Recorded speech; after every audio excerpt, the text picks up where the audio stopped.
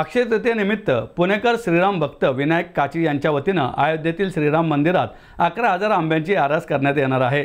त्यासाठी लागणारे आंबे आज अयोध्येकडे पाठवण्यात आलेत। कैलासवासी किसनराव आणि लक्ष्मणराव सीताराम बुंदेल फाउंडेशन आणि राम भक्त विनायक काची यांच्या वतीनं या आंब्याच्या पेट्यांचं पूजन श्री नंदकिशोर तरुण मंडळात करण्यात आलं।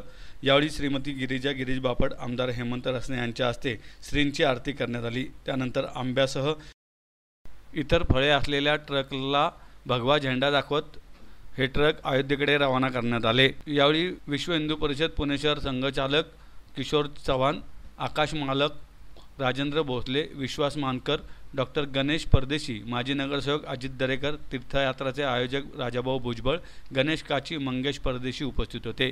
यावेळी विनायक काची यांच्या मातोश्री आणि परिवाराच्या वतीनं सर्वांचे स्वागत करून कार्यक्रमाला उपस्थित राहिल्याबद्दल आभार मानण्यात आले।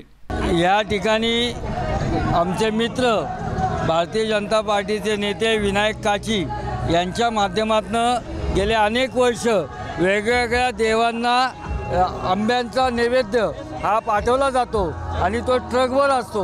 मागच्या वर्षीसुद्धा तो अयोध्येला पाठवला होता, या वर्षीसुद्धा अयोध्येला पाठवला जात आहे। त्या ठिकाणी 11,000 आंबे त्या अयोध्येला पाठवले जातात।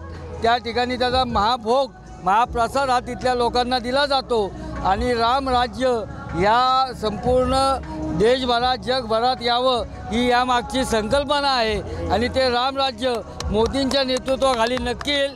विनायक सारखे आमचे जे लाखो कार्यकर्ते या देशात त्याकरता समर्पित भावनेने काम करतात, त्यांच्या कार्याला नक्की यश येईल।